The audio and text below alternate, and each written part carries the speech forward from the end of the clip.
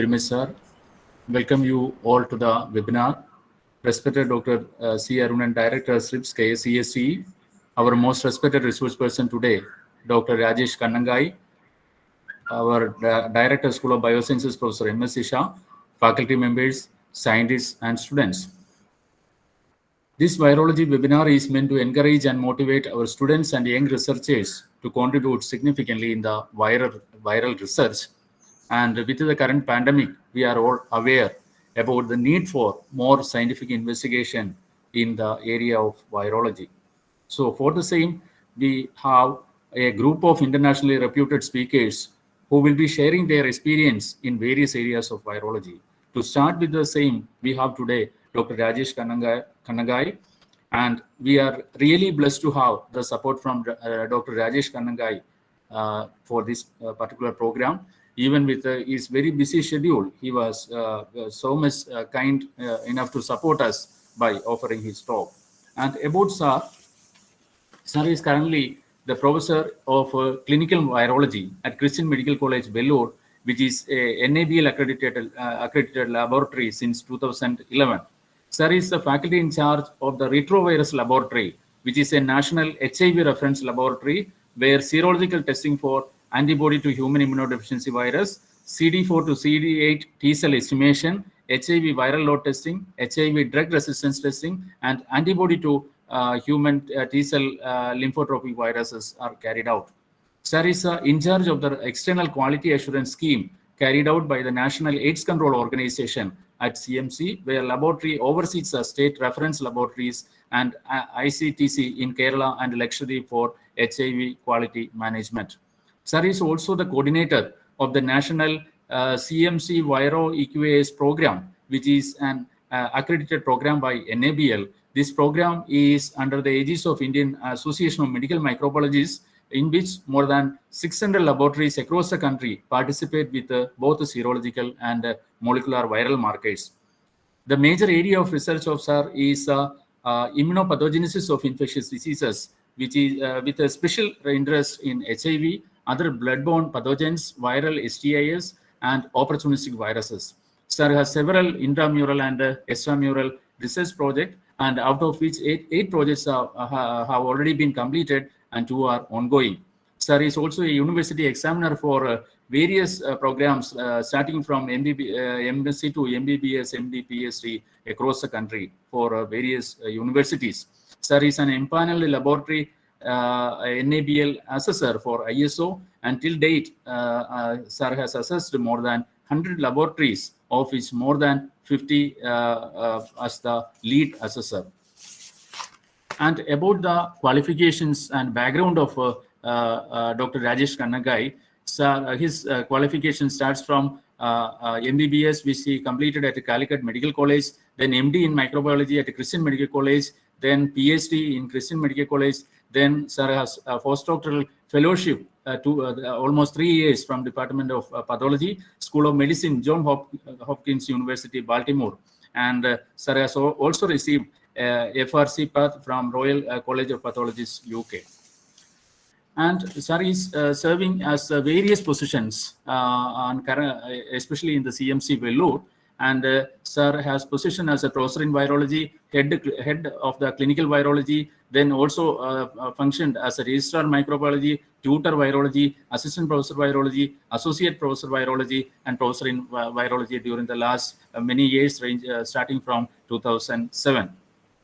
And in addition to this, Sir is also having other positions as in charge of a national HIV reference laboratory at the CMC, then member institutional review board CMC Vellore, associate editor of Indian Journal of Medical Microbiology, member of technical expert committee for strengthening of scientific activities of molecular diagnostic laboratory, National Institute of Biologicals, Noida, then member of the expert advisory committee of Institute of Advanced Virology, Kerala, coordinator National Virology EQAS under the auspices of Indian Association of Medical Microbiologists, then member of Technical Expert Committee for Strengthening HIV Viral Load Laboratories in India, then member of Quality Assurance Committee for HIV-1 Viral Loading Testing, then member of Technical Resource Group for Laboratory Service, NACO, then member Institutional Biosafety Committee, member of Advisory Committee of Consortium of National HIV Reference Laboratories for Kit Quality, then Joint Secretary and member Needle Stick Injury Review Committee, HICC, CMC Vellore,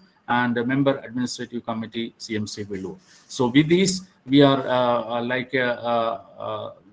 we are blessed very much with sir, because this much of experienced person that we are getting. And in addition to this, sir is having a large number of publications in internationally reputed journals, and almost 120 publications sir is having.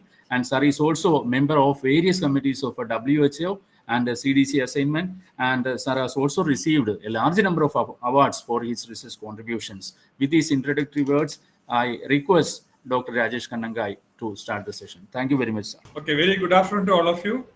At the onset, I would like to thank the director and his colleagues at the Srinivasa Ramanujan Institute of Basic Science, Mahatma Gandhi University, Kottayam, for giving this opportunity to be part of this webinar on viral diseases. As all of us are aware, currently we are in the middle of a pandemic due to yet another virus, SARS-CoV-2. And we have seen in front of our eyes how the pandemic has panned out in the last almost 2 years. So I have chosen a topic, again a pandemic, which have started almost 4 decades back, and to look at how the scientific community reacted to the pandemic at that time, and also look at the effort from World Health Organization globally, as well as the National AIDS Control Organization in India, to tackle the epidemic. And because of their effort to see what is the current status of HIV epidemic globally as well as in India. And finally, to see whether we'll be able to come out of this epidemic at least in next 10 years' time. So the title of the topic I choose as HIV elimination. Is it a winnable battle? So I'm just going to present or divide this presentation into 2 parts. The first part is actually on is about the population or the epidemiology, looking at the progress made to tackle the epidemic or in the general population. And the second part is actually at the individual level, whether by any strategy we will be able to eradicate the disease or infection at in an individual.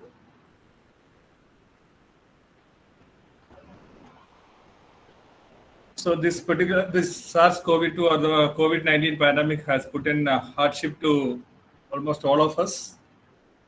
But the people who are living with HIV is one group who suffered more during this pandemic and also got marginalized.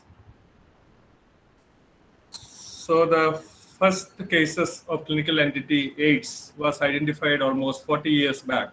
That is on June 5th, 1981, a report came in MMWR on men having sex with men presenting with various opportunistic infections like pneumocystis carinii pneumoniae and cytomegalovirus infection.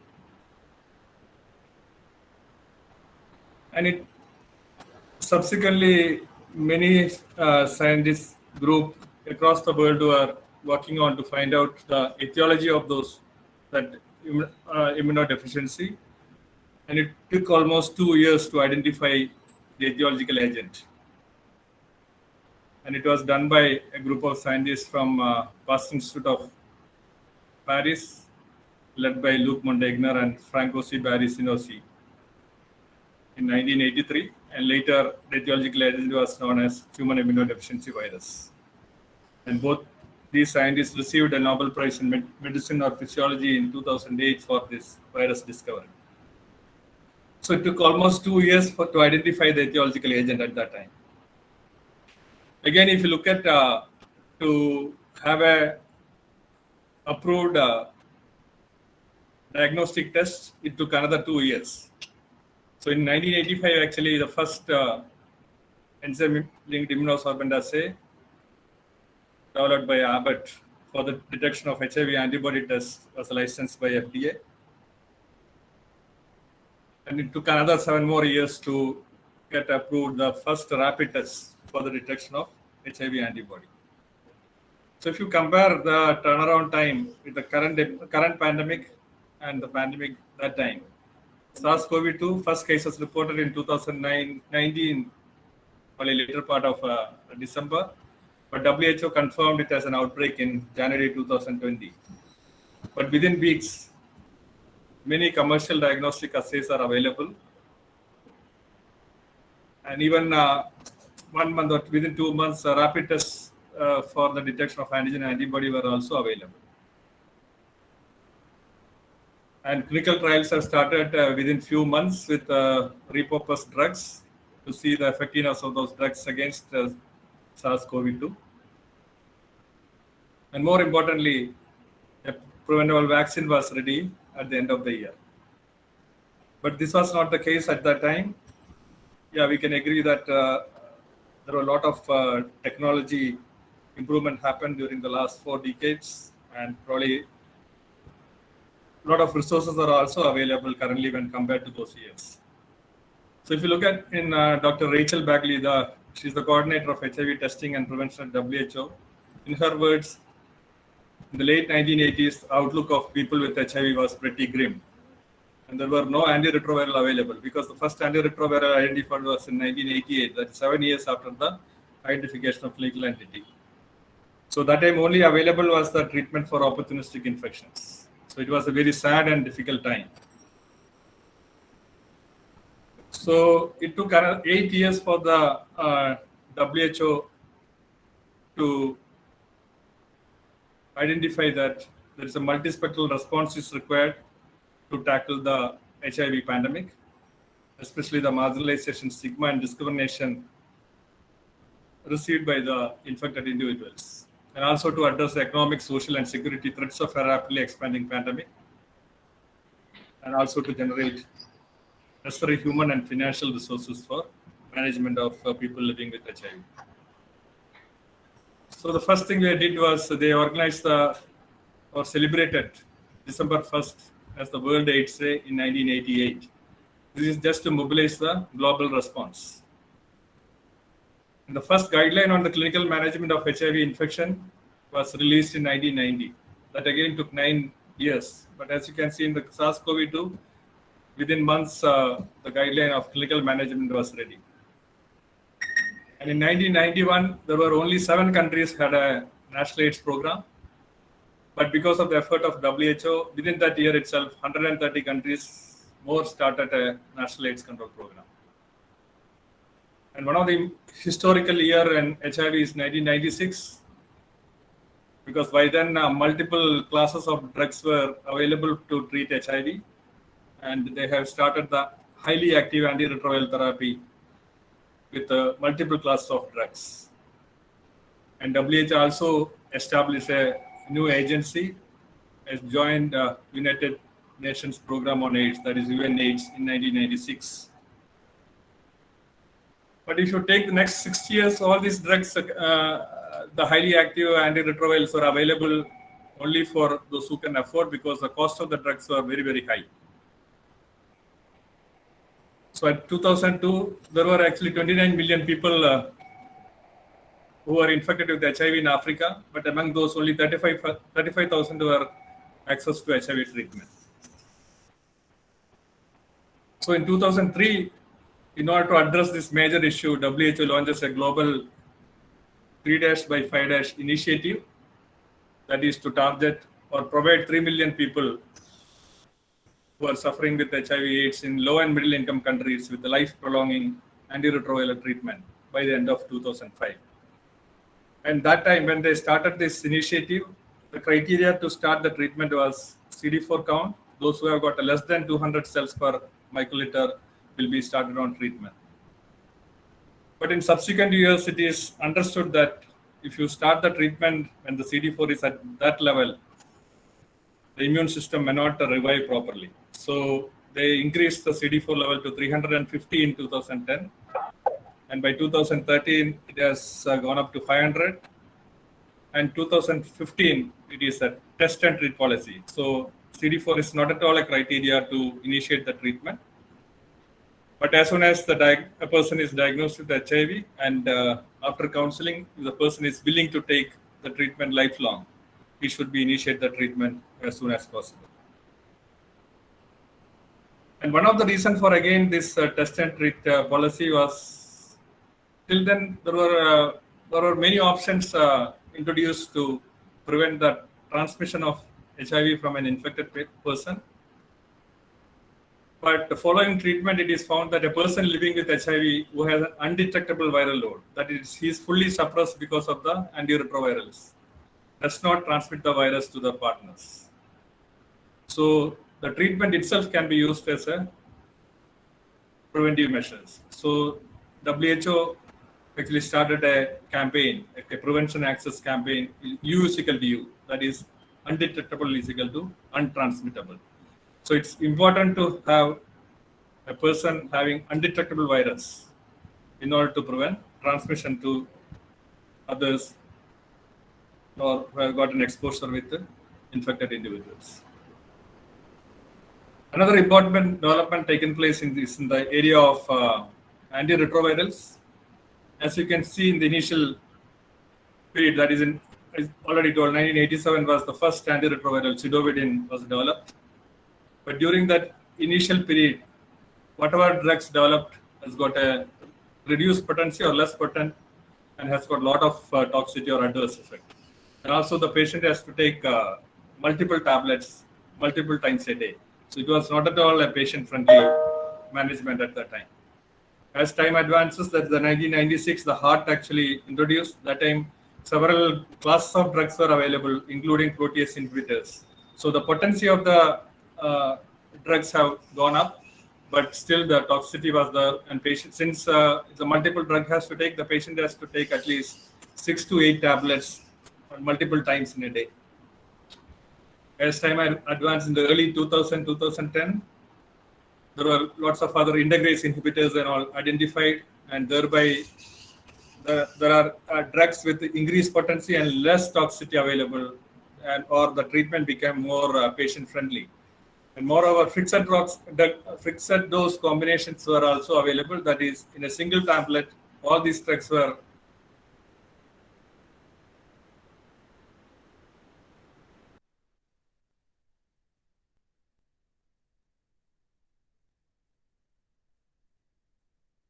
only has to take a dose lifelong. As the time goes, in 2014, WHO again look at prevention of HIV and also elimination of HIV as an epidemic. So in 2014, they actually made some fast track targets for 2020 as well as for 2030.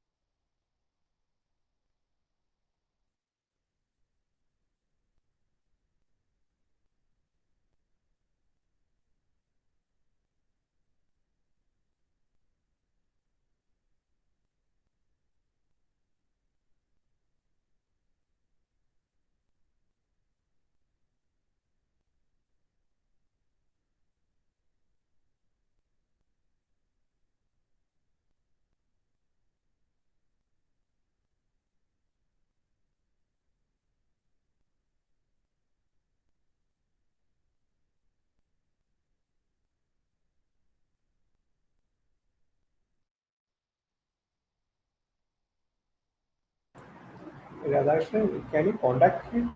Maybe. Can you see something here? Sir അദ്ദേഹത്തെ വിളിച്ചുകൊണ്ടിരിക്കുകയാണേ. Oh, okay, sure. Okay.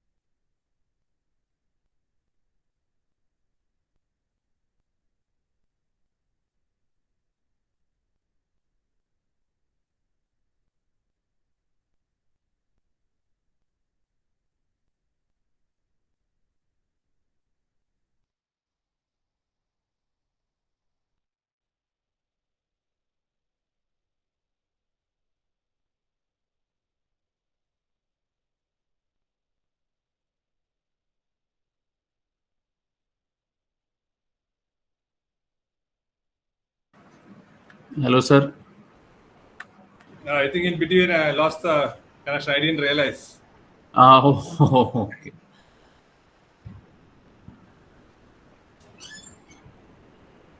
Sir, is it okay now? Yeah. Oh, sir. So you are not able to see the slides now. And now we No, can sir. see. You have to start sharing again.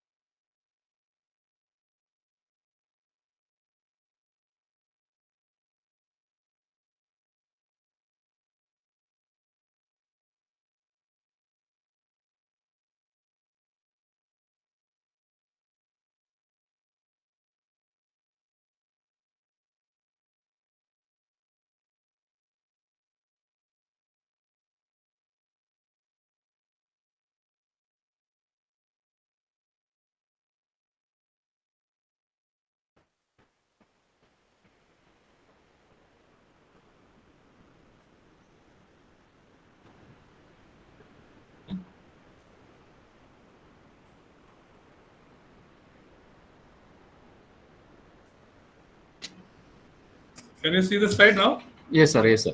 I think this is the slide. I think I lost the connection. Yes, sir. Yes, sir.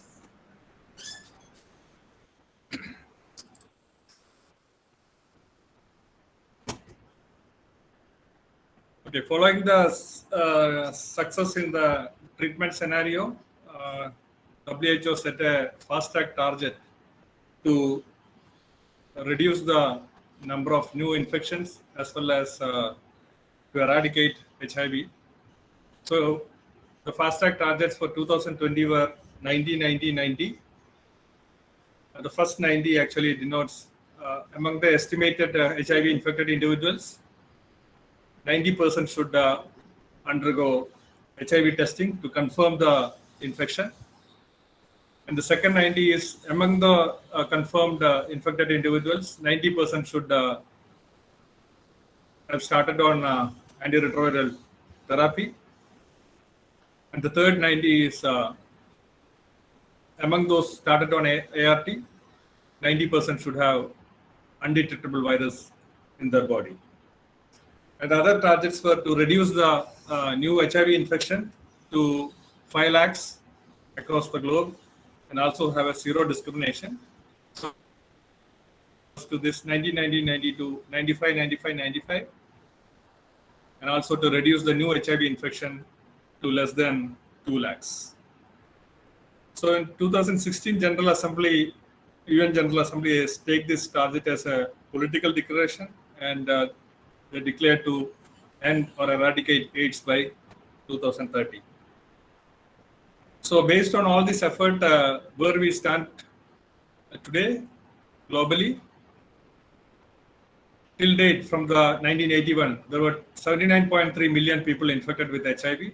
Unfortunately, 36.3 million of those 79.3 million died due to AIDS-related illness. And currently there are about 37 million people living with HIV, and of which about 27.5 million are accessing ART. So if you again look at the interim targets, two important interim targets were to reduce the new infection to 5 lakhs by 2020 and also reduce the AIDS-related death to fewer than 5 lakhs and also reduce the number of infections among children to 95%. But if you look at the 2020 data, the number of people who acquired HIV infection in 2000 1.5 million. Our target was actually 5.5 million.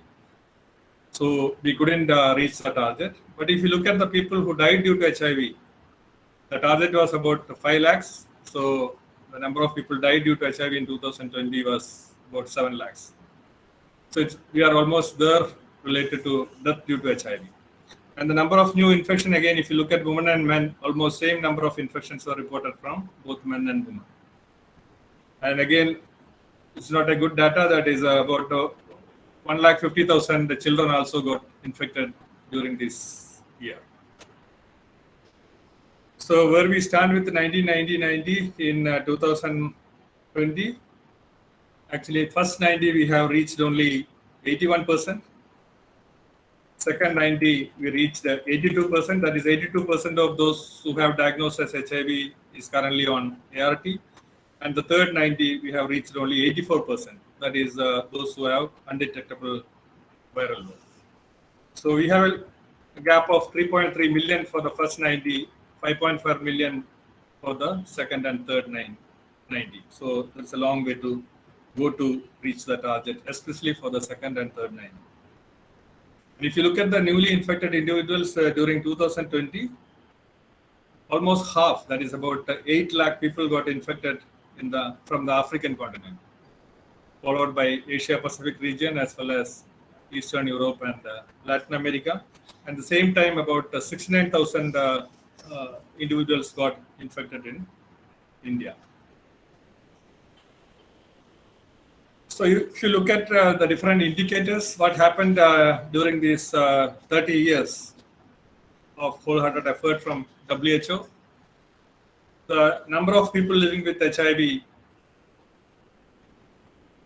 till 2022, there was a steep rise in the number of people. After that, it slowly come down, but still every year there's an increase in the people living with HIV. If you look at the prevalence, again, up to 2000, there was a steep increase to 0.7, and thereafter it was static.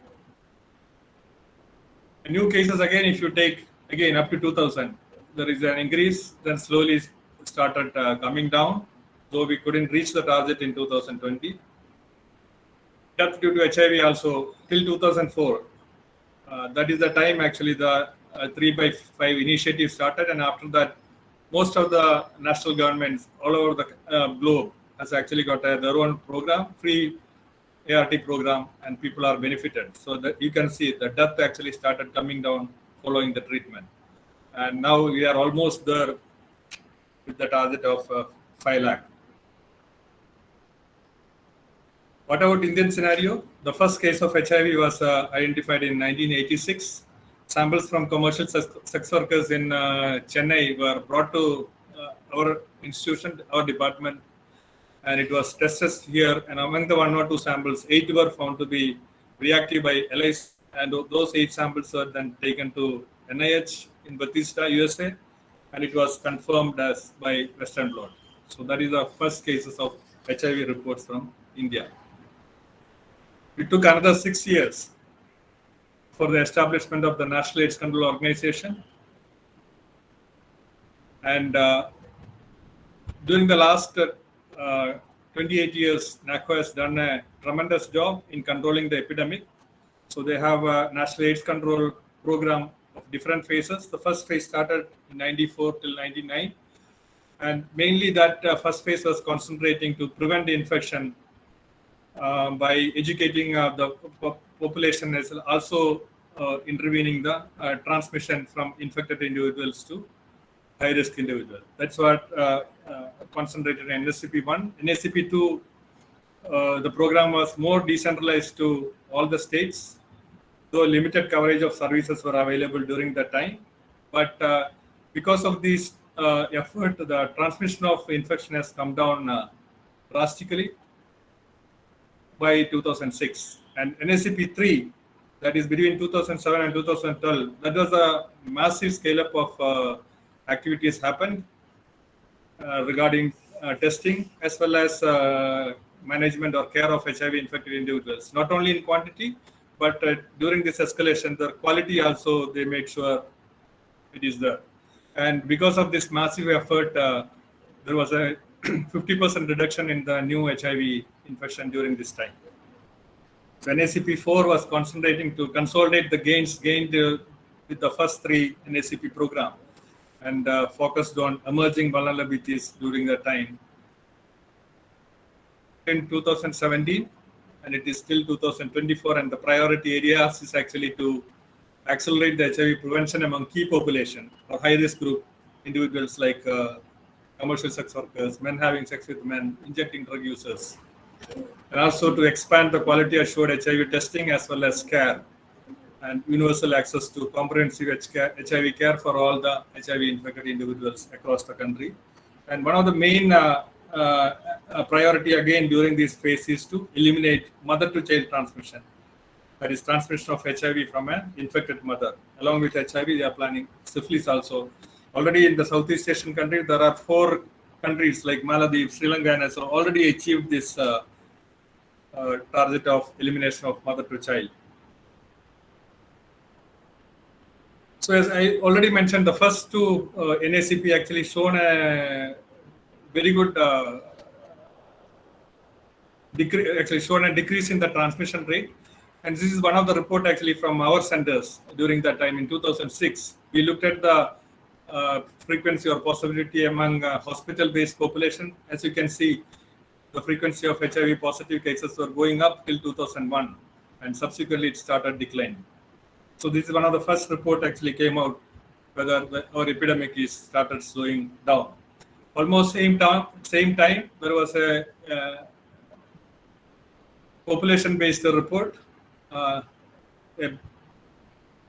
big study was carried out in both South India as well as in North India among antenatal women who are attending the antenatal clinic and also men who are attending the STD clinic. As you can see, again, there is a significant decrease in the prevalence of HIV among women who are attending the antenatal clinic as well as STI clinic.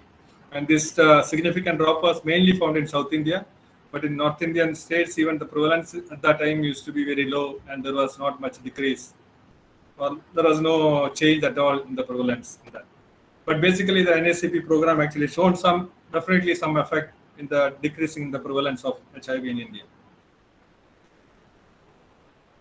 And NACP3 showed a lot of progress in the establishment of testing facilities. As you can see, currently there are more than 5,000 standalone ICTC that is integrated counseling and testing centers across the country, and about more than 20,000 facility integrated ICTCs under government sector, and about 4,000 facility integrated ICTCs under the private sector.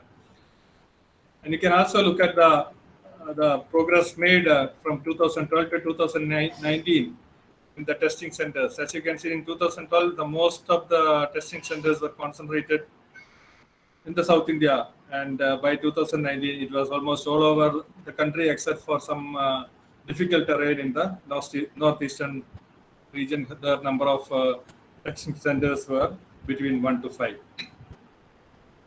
What about the progress in the ART facilities? The ART program, the national ART program was initiated in 2004, when almost the same time WHO initiated the 3x5 program. And linked ART centers as well as Center of Excellence to start second line ART initiated in 2008. And in 2009, the CD4, the criteria for starting the ART has increased to 250 from 200. And in 2011, it has gone up to 350. And 2015, the ART initiation started at less than 500 CD4 cells. And the third line ART actually initiated in 2016. And the test and treat policy, which was initiated in 2015 by WHO, we implemented in 2017. Until then, the monitoring test to see whether the person is responding to treatment was only based on CD4. But subsequent studies have shown that the best marker to look for the response to treatment or detect early failure is viral load. So India also started routine viral load testing as a monitoring test in 2018. And currently there are about 553 ART centers present across the country. And in each medical college in India, there is an ART center. And what about the progress on HIV? It's already mentioned it started in 2018 February, and initially it was a private public partnership. And till date, more than 9 lakh people who are on ART has undergone HIV viral load testing in private labs, and in public laboratory again it is started in 2019 June. Until now, more than 1 lakh people have tested through public labs. And among the tested individuals, close to 82 to 85% of the individuals are showing undetectable viral load. And the public laboratory actually in Kerala for testing HIV viral load is the Department of Microbiology, Thrissur Medical College. So based on all this effort through the NACP, what is the current scenario in India? There are about 23.49 lakhs people living with HIV, and of which about 10 lakh are women more than 15 years of age. And in 2019, the number of new infection reported is about 69,000. And almost 15 lakhs people are currently on ART. And AIDS-related death is in the last year is about 59,000. But if you look at again, certain indicators like decline in annual AIDS-related death, we had a 66% decline when compared to what happened in 2010. There were more than 3 lakhs deaths in 2010, and it has come down to almost 50,000 in 2019. Same way, annual new HIV infection also from 2 lakhs in 2010, it has come down to about 70,000. That is about, again, a 37% decline. Yeah, so we have a long way to go, but we are steadily going very good progress in both these indicators.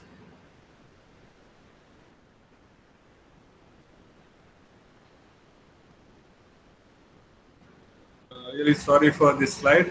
Actually, this is to just show the India's progress towards 1990. By 2020, there were 76% of the were actually has been tested and confirmed HIV positive. The target was 90%, but we were able to reach only 76. And the second 90, we have reached 84%, and the third 90, we again reached 84%. So in the first 90, there is again a big gap. About 24% people has to be tested and confirmed by HIV testing. So since by 2020, WHO was not able to reach the target, they have modified the target a little bit for 2025, and most of this target aimed for 2020 was also included in this, but this 90-90 has become 95-95. Apart from that, they have also included certain indicators, especially targeting women and children.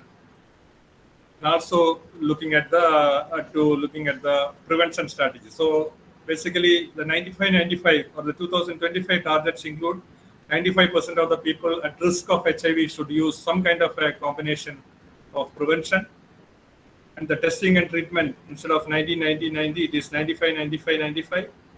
And among the women and children, 95% of the women should have an access to sexual and reproductive health services. That is, mothers who are pregnant, at least more than 95 should undergo HIV testing during the first trimester, and also should access the reproductive health services.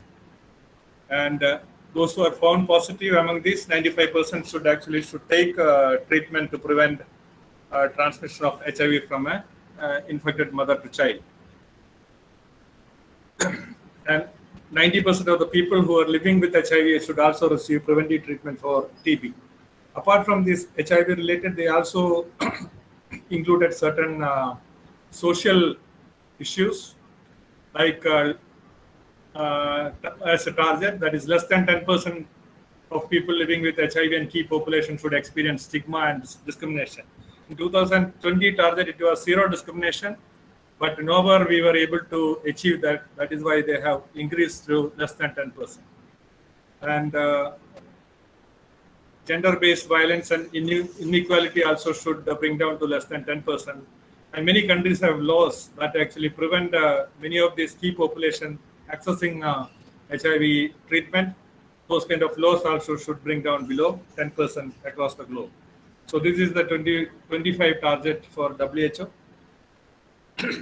So now the WHO as well as NACO is mainly concentrating on prevention of HIV and thereby reducing the new infections. So till now, most of the prevention program actually look at the prevalence of the disease in a population, but measuring prevalence has become less relevant than earlier. So now the importance is given to looking at the HIV incidence that is occurred in a population. So there are several ways by which you can actually look at the HIV incidence. One is the direct measurement of incidence. You just follow a cohort of people and see when they are developing HIV, so that they should be testing HIV frequently. Am I audible? Yes, sir. Yes, Yes, sir. yes, yes. One other ways to estimate recent HIV infection is to look at the retrospective analysis, because HIV testing is happening mandatorily in blood donors and all. So retrospectively look at the data and see anybody is positive during the last 1 year. But there are laboratory-based algorithms available to look at recent infection, and the most used principle is actually looking at the avidity antibody. So as soon as the antibody is formed, the IgG antibody is formed, the avidity will be low. That is, the interaction with the antigen will be not that tight. So using assays, so we can detect whether it is having a person is having a low avidity or a high avidity IgG. And based on that, you can tell the person has got an HIV infection how recently. So across the globe, actually, now this particular methodology is followed to look at the recent HIV infection, and this is used as a to assess the progress toward epidemic control. In our department also, we looked at patient clients who are coming to the ICTC in our institution. About 1,000 people actually attended that ICTC in a 1 year time, and among them we tested using a commercially available test used for finding out the incidence, and also we standardized a in-house assay to detect the HIV-1 avidity antibodies. And during that period, there were about 117 HIV-infected individuals were identified, and of which about 8 or 6% were found to be recently infected. And our assay, what we used in our department, also showed a very good accuracy indices with a sensitivity of 100% and specificity of 99% when compared to the commercial assays available. And there were studies from northern part of India also looking at the incidence, especially among high-risk groups. So they have tested people who are commercial sex workers, female sex workers, as well as men having sex with men, and also injected drug users. And their finding were about 16% of their cohort were found to be recently infected, that is less than 130 days.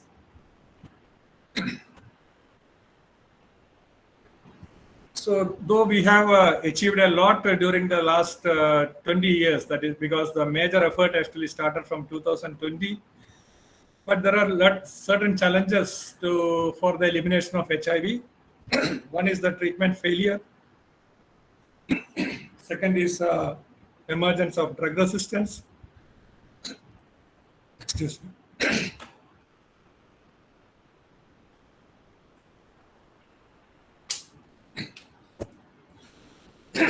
And in the current scenario is the COVID-19 pandemic, and also there are certain number of social factors that WHO is also trying to target in the 2025 strategy. So all these can have an implication on the elimination or reduction in the new cases. So we actually looked at in our cohort of patients who are taking ART in our ART center. There almost 900 people are followed up regularly, and what we have identified about 42 patients who have got documented treatment failure, and we took again 42 sex, age, and duration of therapy matched controls. And what we found is based on multiple logistic regression analysis, the risk factors for treatment failure is actually self-reported non-adherence. If the adherence to the treatment is less than 95%, there is always a chance of treatment failure. And second important factor that actually led to the failure is actually drug toxicity. Because of drug toxicity, many of the patients may not take a tablet regularly, and that was again one of the reasons for failure. And third one is actually history of diarrhea. If many patients actually give history of diarrhea, there can be an issue with absorption of the drug from the gut. That may be the reason for the treatment failure. So these were the three important factors that has got an impact on the treatment failure as per our findings. And second one is the emergence of drug resistance. And if you look at the globally, because after starting of the national government provided ART program, many of the countries actually regularly look at the prevalence of these drug resistance among those who are taking the drugs as well as those who are initiating the drugs. As you can see in these data, many of the countries like Africa or American or Western Pacific region, those who are initiating the treatment, the percentage of the drug resistance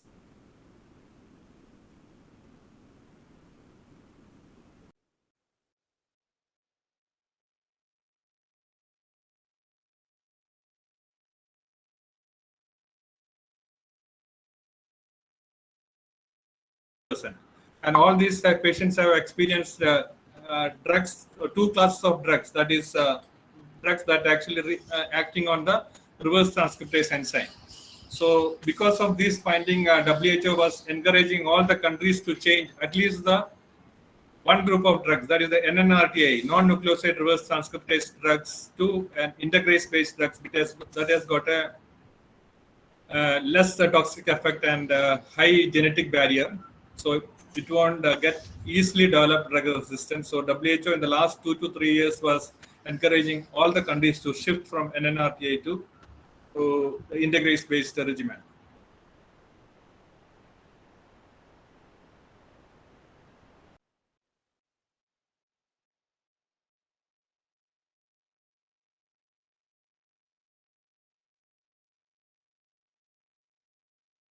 or all the data actually shows the prevalence of drug 3%. This is from 2012 from north. Again, from south, it is about 2.2%. Then west, again, it is about less than 4%. And another again from south, from our center, it is about 2.4%.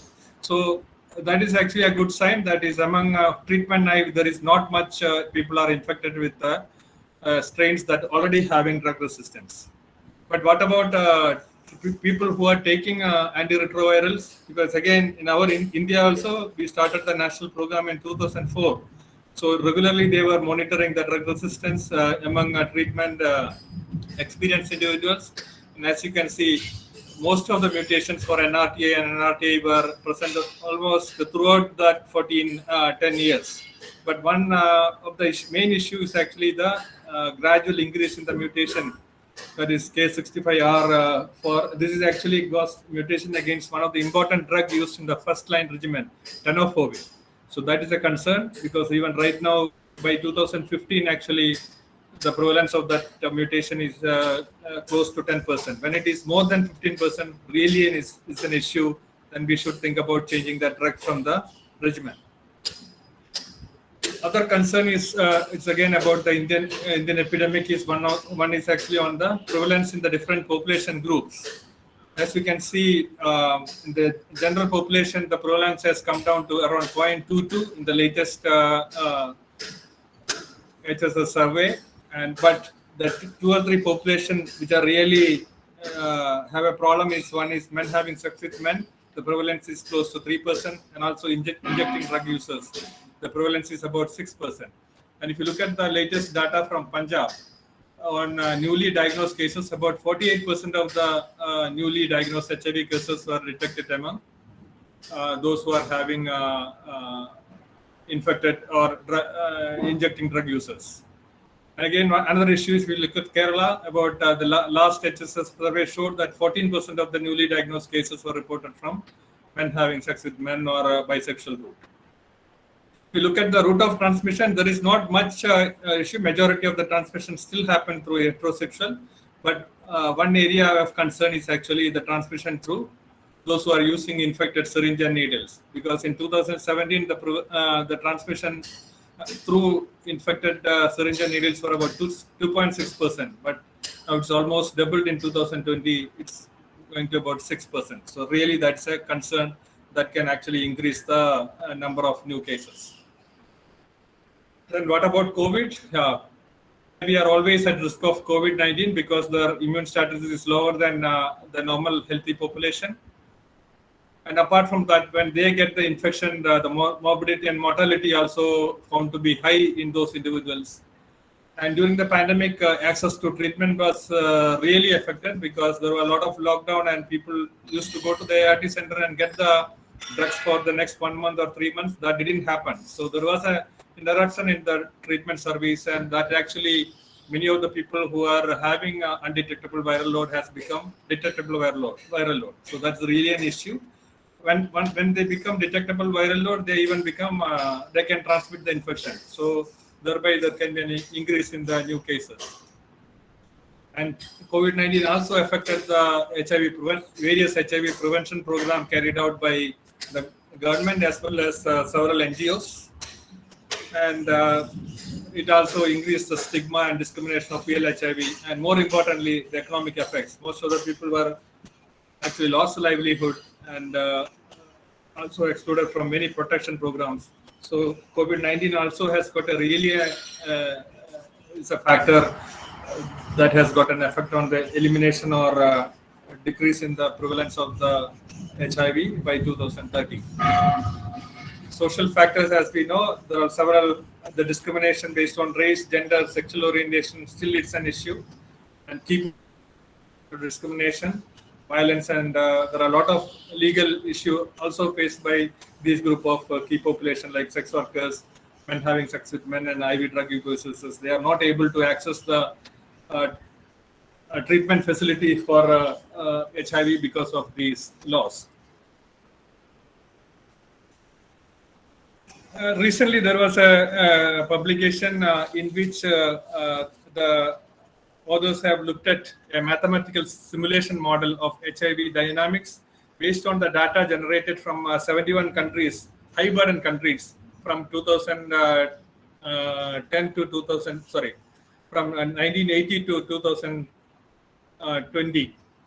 And they have looked at in 2030 what will happen if you continue this target, that is the 95, 95, 95, if we can achieve by 2025, how the epidemic will be in 2030. Based on this mathematical model, what they found is if you can achieve the target in 2025, by 2030 there can be 83% reduction in new HIV infection by 2010 compared to 2010. Same way, there can be a 78% reduction in AIDS-related death compared to 2010. And other important findings from this mathematical model, that if there's a very important role for the social factors also, because if we are not going to reduce those factors as less than 10%, there can be an additional 2.6 million cases of HIV globally, and also about 5 lakhs of more deaths related to AIDS. Whether COVID-19 can have an effect on this? Yes, it can disrupt, and there can be an increase in HIV infection as well as AIDS-related death by 10% in the next 2 years, but probably we'll be able to catch up, and 2030 we can achieve the target. And as per this mathematical model, these targets would bring us close to the goals of reducing new HIV infections and AIDS-related death by 90% by 2030.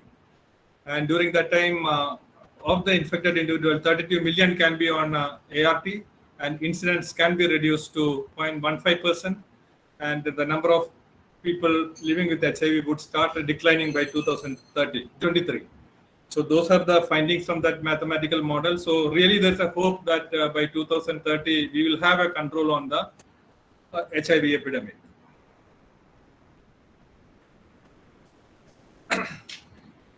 As we already know, one of the major development happened is on the treatment part of HIV infected individuals. So what impact that made on the life expectancy as well as quality of life? Definitely the ART as well as the treatment for opportunistic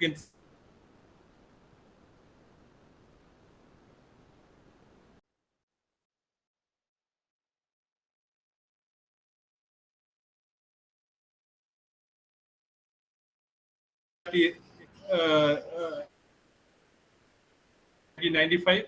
If a person is diagnosed at the age of 20, he may live another 8 more years. But when the ART or the management improved in 2002, the person can live up to 36 years. And by 2010, that person can actually, the same person can live up to 55 years. It's almost similar to the life expectancy of a person who is not infected with HIV. And recently there is a data from United States, also from the National Vital Statistics. A person who have diagnosed with HIV at the age of 20, and if he is not started on treatment, he may live up to 32 years. But if you are going to take the current HIV infection, current HIV treatment or HIV medicines available, he can live up to 71 years. It is almost close to a person without HIV. So definitely, whatever the development happened in the management of HIV infection has improved the quality of life of PLHIV as well as life expectancy. Now coming to the, that is about at the population level. What about the individual level? So even after we eliminate the HIV by 2030, based on that mathematical model, we will have a population of about 32 million who are still living with HIV. So the next question is, can we cure HIV or eradicate HIV from an infected individual? There are a lot of barriers against cure. As all of you know, HIV is a RNA virus with a reverse transcriptase enzyme, and it converts the genome into a DNA, and this DNA is get integrated into the human chromosome, host genome. So if it is in an active state, the cell, then if the person is started on ART, that can take care of that active cells and it can kill. But if it's in a dormant state or latently infected cells, it is very difficult to eliminate that integrated provirus. So that is one of the main issue. That is the reservoirs of HIV-infected cells with latently infected, and the main group of these latently infected cells are memory CD4 cells and other cells which has also harboring this provirus are the myeloid cells and possibly hematopoietic progenitors, and role of non-T cells also has to be looked at.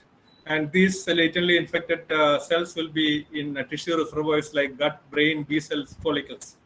So this is one of the major hurdle on curing an infected individual.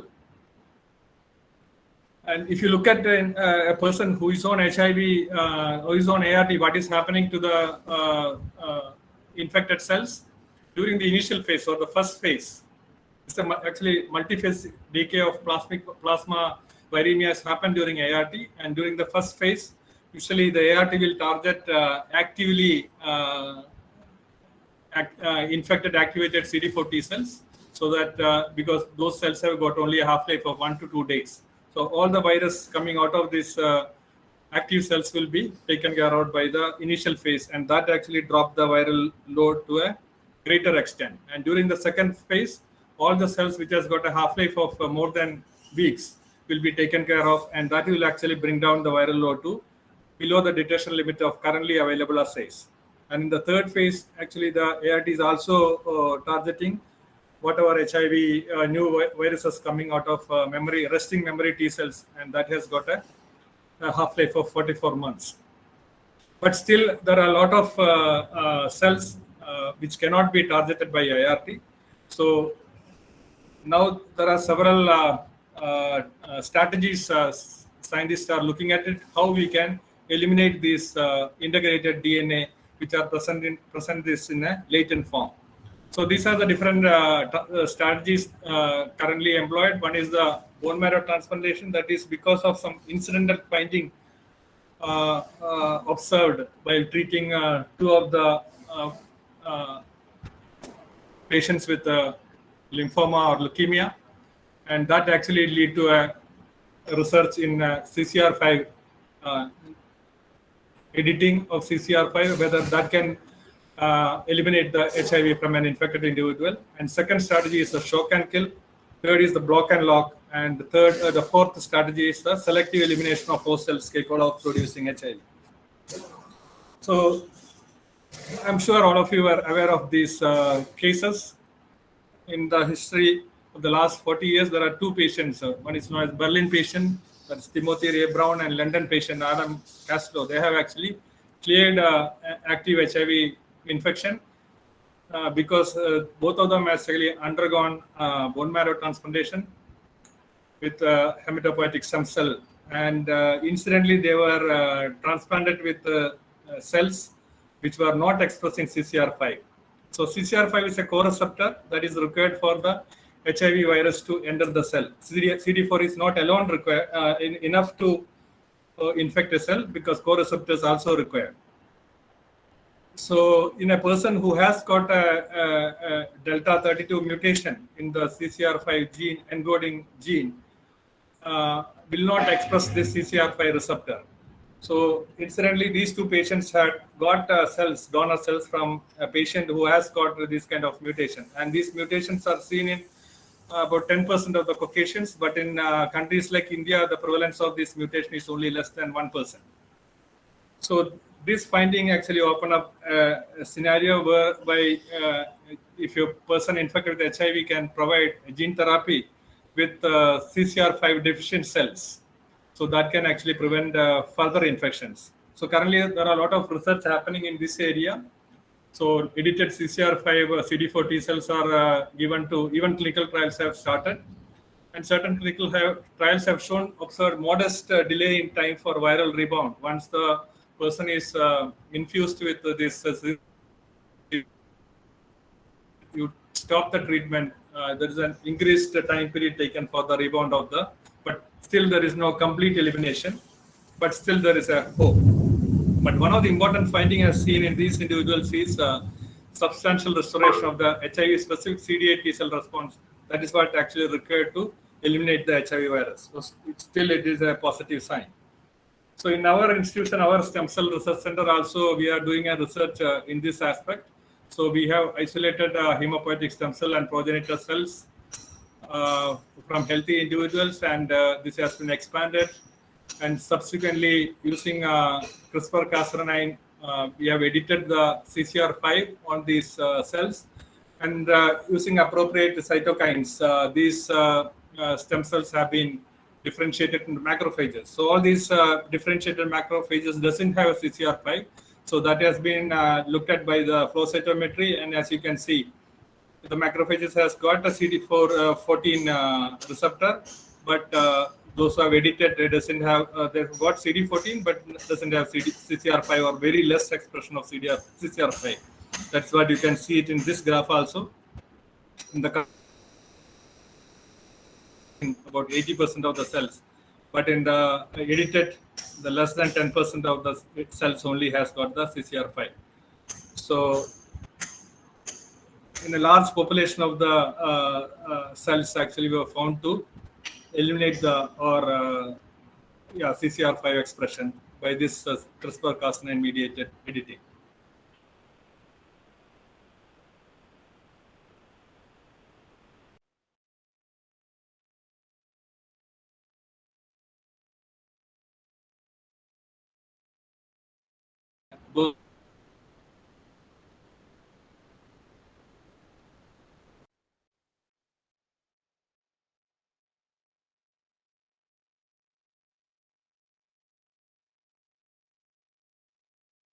The functions of normal macrophages. So it's really again this kind of experiment can be taken forward with a clinical trial. The second strategy is the shock and kill. Here, what you are doing is the drugs are used to reactivate the functional latent provirus. So when you activate those cells, all the provirus will get activated, a new virus will be formed, and this should taken care by the immune system. And also the person will be given antiretroviral drugs. But this kind of a system is already experimented long back by treatment interruptions. That is a patient who is started on ART. Once they are fully suppressed, they will stop the treatment for some time. So what will happen is in the next few months, all the new virus will be formed from this integrated virus in the latent cells. Then again, they will restart the treatment. But it was not that effective. I think the shock and kill also may have the same kind of a principle. So there are several clinical trials with have demonstrated that activation of viral gene expression is possible in vivo, but there is limited or no clearance of the reactivated cells, because here only the immune system has to taken care of even the new virus coming out from the latent virus, but still there can be reinfection. And the next one is the block and lock. Here, what they are trying is permanently silencing all the provirus, even after treatment interruption. So mainly targeting different factors of HIV transcription, like TAT inhibition and also mTOR inhibition. So different pathways are targeted by certain molecules, and thereby blocking the reactivation of the provirus. And here again, it is very difficult to permanently and irreversibly silence the provirus. And the last one is actually the selective elimination of host cells capable of producing HIV. So here first the latency reversal agents are used. So that will promote all the latent reversal process. All the virus who are integrated will come out, or they'll start producing replication competent viruses.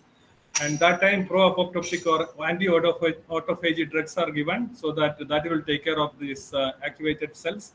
Also, patient will be given HIV integrase inhibitor. So whatever free virus that can go and infect a cell is also prevented by the antiretrovirals.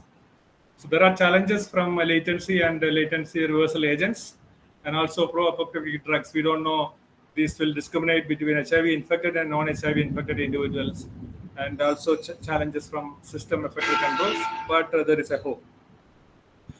Just to show what is siege. So here you can see the green dotted cells are active cells producing HIV particles, and the red ones are the latent reservoirs, and the purple colored one are the cells with the non-functional provirus. So we are not worried about this purple color, because it is a non-functional provirus, it is not going to get activated. and this green one, that is active cells producing HIV particles, will be taken care of by the ART.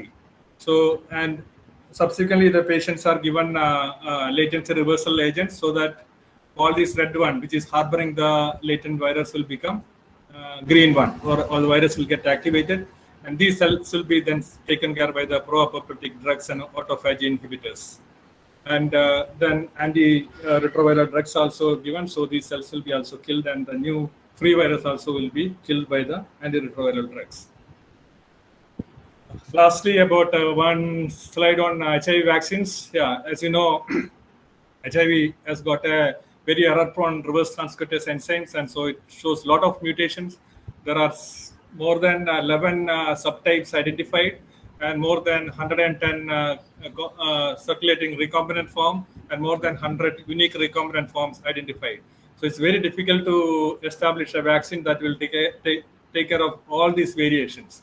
So as you can see, vaccine trials have started from 1987 onwards, but almost all the vaccines couldn't have efficacy except one, that is this RV144 trial started in 2003 and 2009, showed some promise with the 31.2% vaccine efficacy at 42 months. But later again, the efficacy started dropping.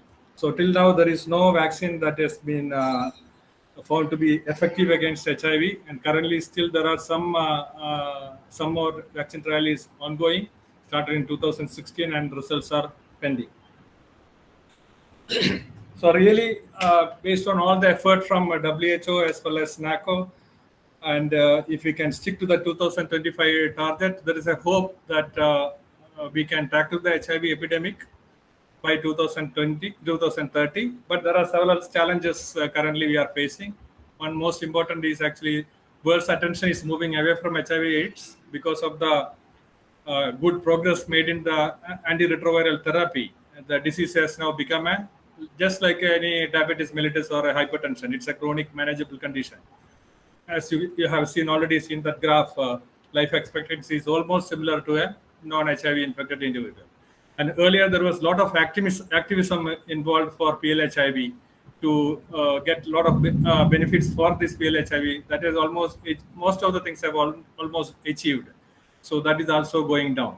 Second one is the funding. If you look at, we couldn't reach the global target for 2020 just because of the underinvestment in the HIV responses, especially among low and middle income countries. So there is a resource crunch in low and middle income countries, and also if we are to take forward the research on the curing of HIV, that is elimination of HIV in an infected individual, there again funding is required, but that's also coming down.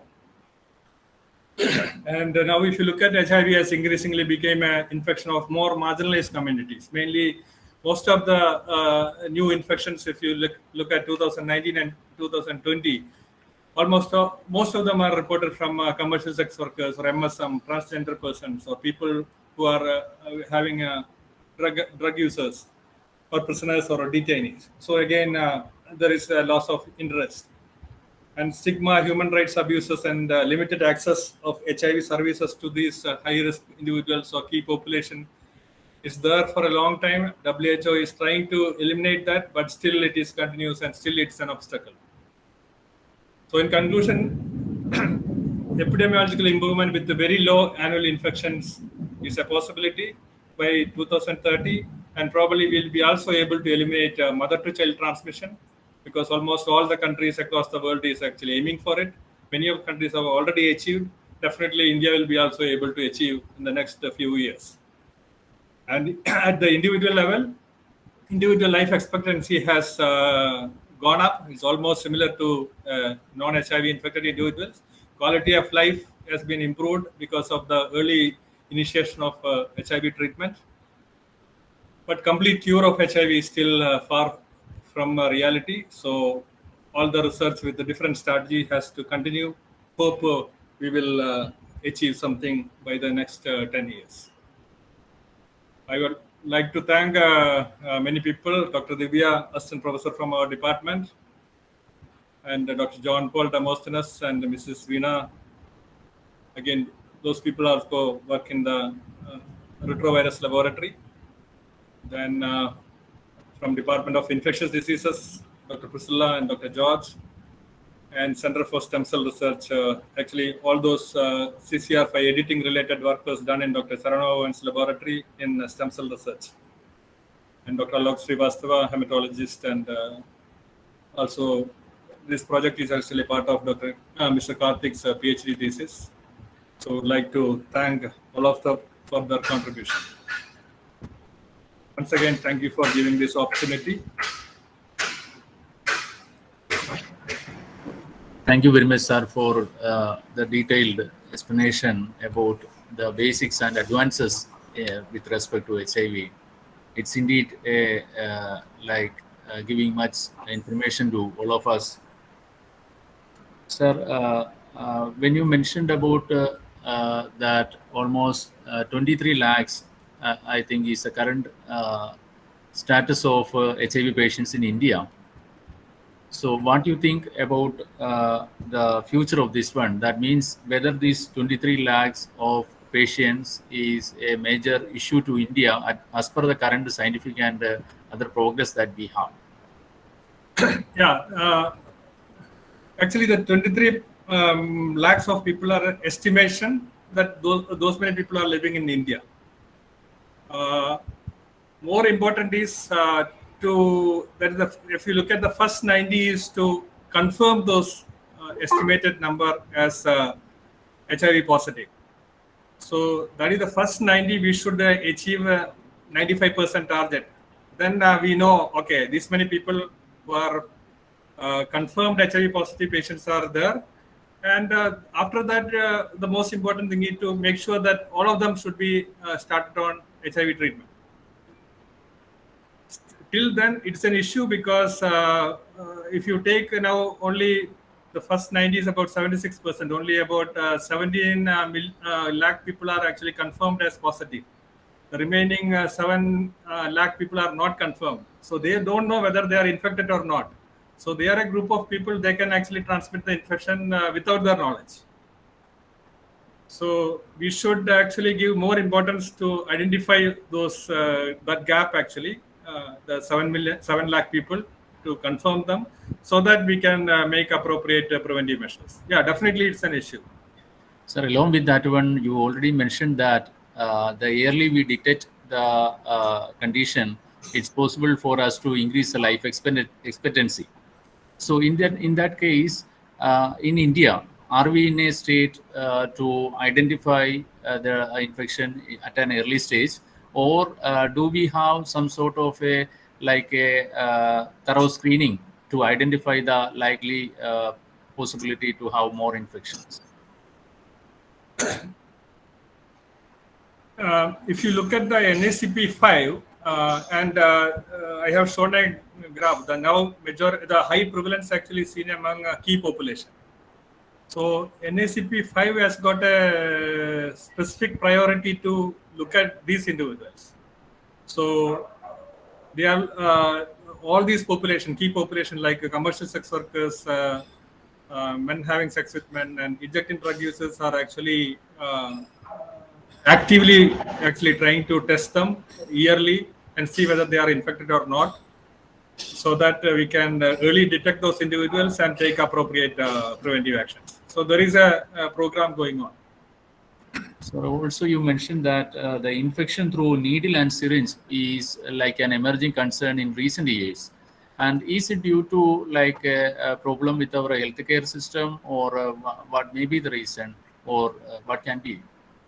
No, when we say this infected syringes, and it is mainly looking at the IV drug users.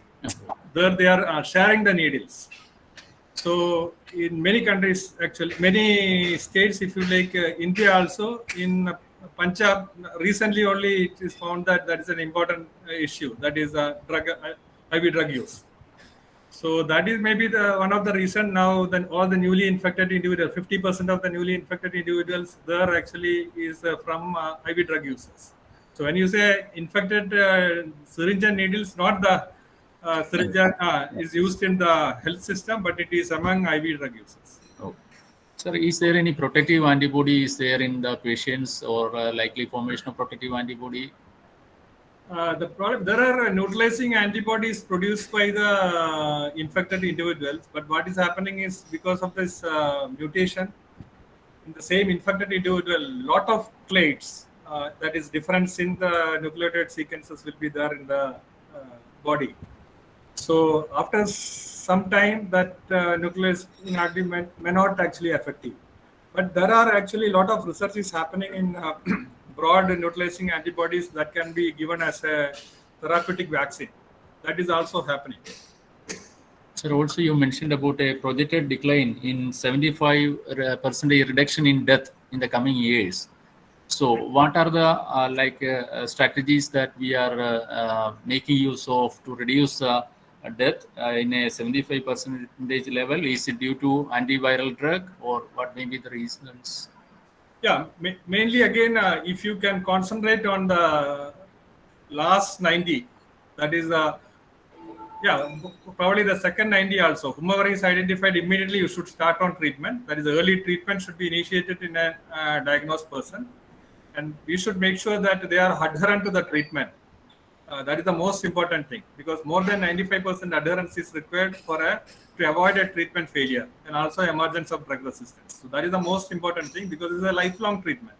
So whoever is taking the treatment should adhere to it lifelong.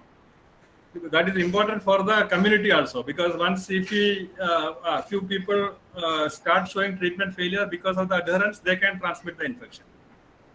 So if you person start the treatment and adhere to the treatment, definitely the life expectancy is going to be almost similar to a normal individuals who are not infected with HIV. Thank you very much, sir. If there are some questions, please, the students can have some quick questions, please.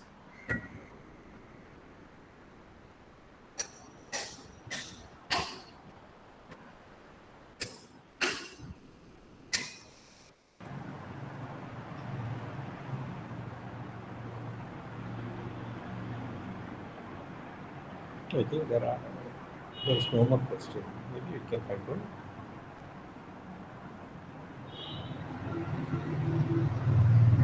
Since there's no more question.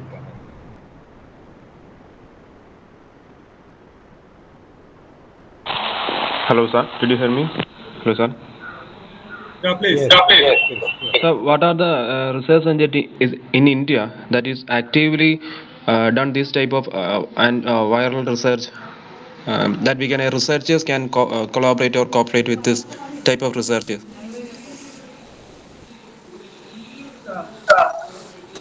Actually, if you look at different areas, almost in all areas in India. So that you know the athletes laboratory for HIV are also happening. And there are several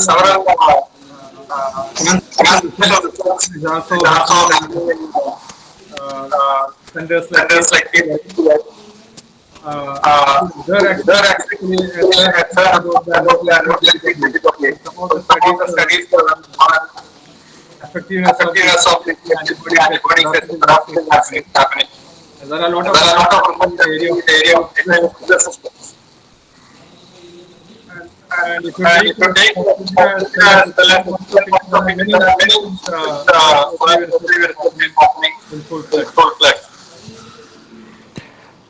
Sir, what about the development in any research laboratory that is situated in Kerala? Research laboratory, I'm not sure anything specific about HIV is happening, but probably some research related to in the treatment area from different ART centers. Okay, sir. Where all the different first line, second line, and third line ART regimens are available. My understanding is that there are many data is coming out from there.